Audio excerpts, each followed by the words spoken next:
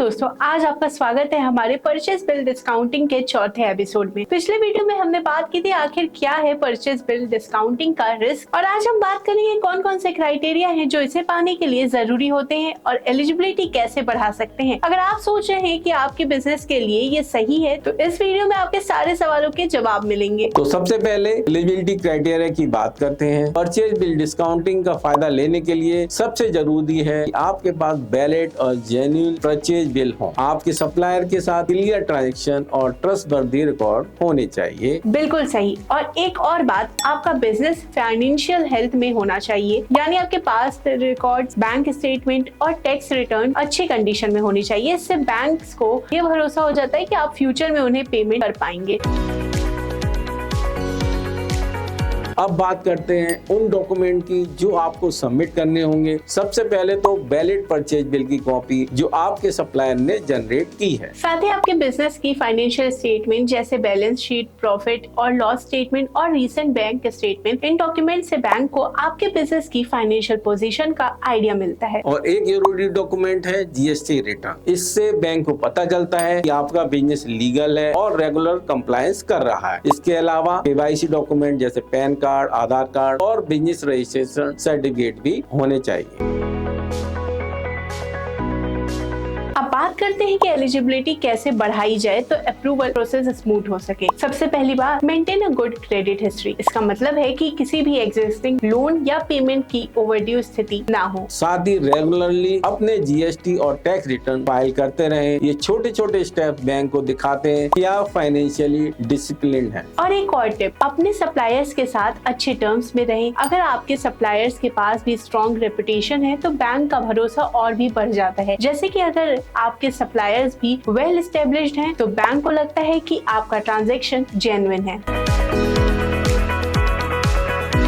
एक छोटा एग्जाम्पल लेते हैं। मान लीजिए आपके पास 1 लाख का परचेज बिल है और आपके बिजनेस की फाइनेंशियल अच्छे हैं, आपके सप्लायर रेपुटेड है और आपके पास सभी रिक्वायर्ड डॉक्यूमेंट है। ऐसे में बैंक आपकी एलिजिबिलिटी को जल्दी से चेक करके आपको जल्दी लोन अप्रूव कर देगा और आपको उस बिल्स का 80 to 90% तुरंत कैश के रूप में मिल सकता है। और अगर आपके फाइनेंशियल्स क्लियर नहीं है या डॉक्यूमेंट्स में कुछ मिसिंग है तो बैंक अप्रूवल में डिले कर सकता है या फीस बढ़ा सकता है। इसीलिए सभी डॉक्यूमेंट्स और रिकॉर्ड्स को अपडेटेड जरूर रखें।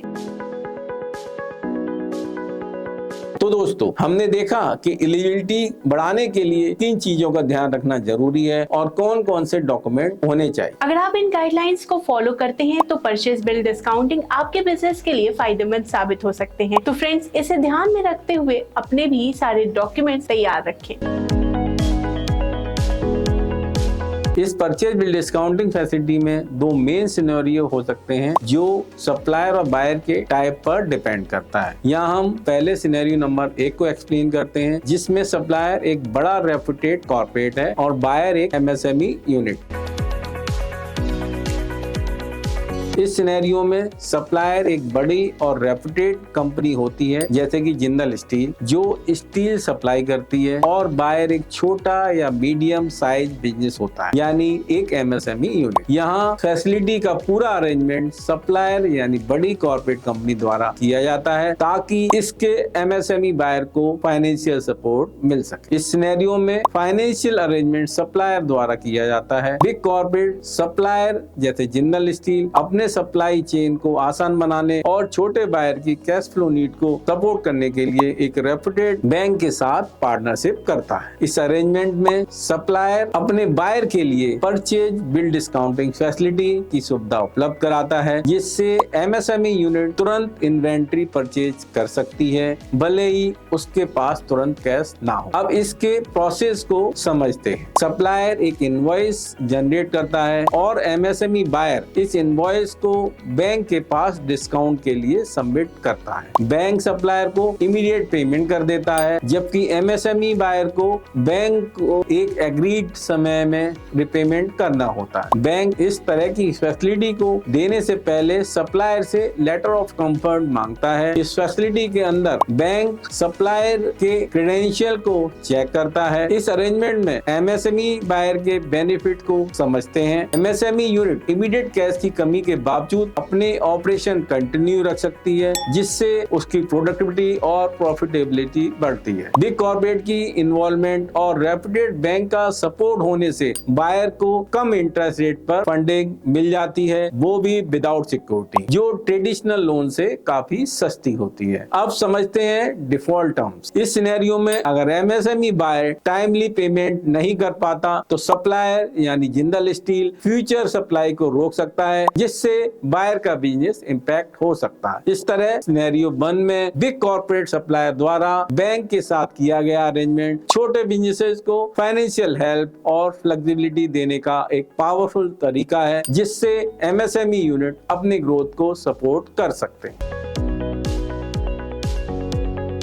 अब हम दूसरे सिनेरियो को समझते हैं, जहां सप्लायर्स और बायर दोनों ही एमएसएमई यूनिट्स में होते हैं। इस केस में बायर एमएसएमई यूनिट अपने सप्लायर की पेमेंट को मैनेज करने के लिए बैंक के पास जाकर परचेज बिल डिस्काउंटिंग की सुविधा का लाभ उठाता है। इस सिनेरियो में दोनों पार्टीज स्मॉल और मीडियम साइज बिजनेसेस हैं। मान लीजिए कि एक एमएसएमई यूनिट स्टील पार्ट्स का सप्लायर है और दूसरा एमएसएमई यूनिट स्टील का बायर है। यहाँ बायर को पेमेंट टर्म्स पर फ्लेक्सिबिलिटी चाहिए ताकि बिजनेस बिना किसी कैश फ्लो इशू के स्मूथली चले। आइए एक एग्जांपल से इसे समझते हैं। स्टेप नंबर 1, सप्लायर द्वारा इनवॉइसेस जनरेशन करना। सप्लायर एमएसएमई यूनिट अपने बायर के लिए स्टील पार्ट्स की सप्लाई करता है और एक इनवॉइस जनरेट करता है। इस इनवॉइस में पेमेंट टर्म्स मेंशन होते हैं, जैसे कि इमीडिएट कैश रिक्वायरमेंट या क्रेडिट टर्म्स। वहीं स्टेप नंबर 2, बैंक के पास डिस्काउंटिंग के लिए रिक्वेस्ट करना। बायर एमएसएमई यूनिट इस इनवॉइस को लेकर बैंक के पास जाता है और परचेज बिल डिस्काउंटिंग के लिए अप्लाई करता है, ताकि वो सप्लायर को तुरंत पेमेंट कर सके। बैंक कंप्लीट क्रेडेंशियल चेक करके एक एक्स परचेज बिल डिस्काउंटिंग की लिमिट फिक्स करता है, जिसे बायर रेगुलर बेसिस पर यूज कर सकता है। स्टेप नंबर 3, बैंक द्वारा वेरिफिकेशन और अप्रूवल करना। बैंक बायर और सप्लायर दोनों की क्रेडिबिलिटी और ट्रांजैक्शन को वेरीफाई करता है। वेरिफिकेशन सक्सेसफुल होने पर बैंक सप्लायर को इनवॉइस अमाउंट का इमीडिएट पेमेंट कर सकता है। अब बात करते हैं इंटरेस्ट कॉस्ट की। बायर को इस फैसिलिटी के बदले नॉमिनल इंटरेस्ट पेमेंट करना होता है। इंटरेस्ट रेट सिक्योर्ड या अनसिक्योर्ड टर्म्स पर डिपेंड करता है। अगर बायर कोलेटरल प्रोवाइड कर सकता है तो इंटरेस्ट रेट कम होगा,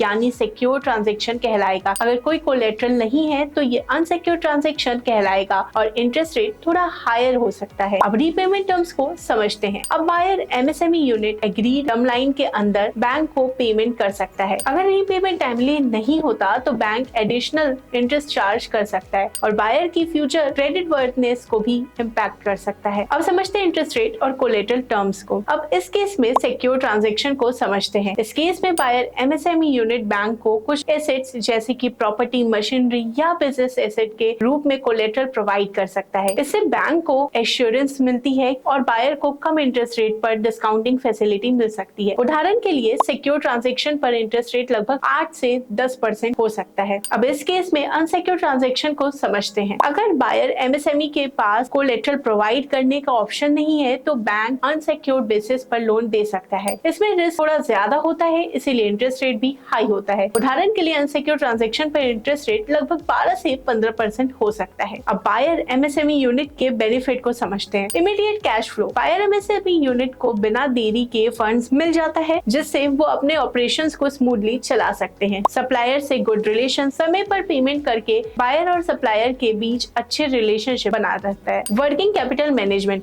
इस फैसिलिटी के जरिए बायर अपने वर्किंग कैपिटल्स की जरूरतों को मैनेज कर सकता है, जिससे बिजनेस ग्रोथ में मदद मिलती है। इस प्रकार सिनेरियो 2 में बायर एमएसएमई यूनिट अपने सप्लायर को टाइमली पेमेंट करने के लिए बैंक से परचेज बिल डिस्काउंटिंग फैसिलिटी का यूज कर सकता है। यह एक इफेक्टिव तरीका है जिससे छोटे बिजनेसेस अपने कैश फ्लो इश्यूज को मैनेज कर सकते हैं और अपने ऑपरेशंस को एफिशिएंट तरीके से चला सकते हैं। अगर इस वीडियो से आपको मदद मिली है तो प्लीज लाइक, शेयर और सब्सक्राइब जरूर करें और कमेंट में बताएं कि क्या आप इस टॉपिक पर और वीडियो देखना चाहते हैं। और अगर आपको परचेज बिल डिस्काउंटिंग से रिलेटेड कोई फैसिलिटी चाहिए तो आप financeseva.com के वेबसाइट पर विजिट कर सकते हैं या फिर आप कॉल कर सकते हैं 9863020202 पे।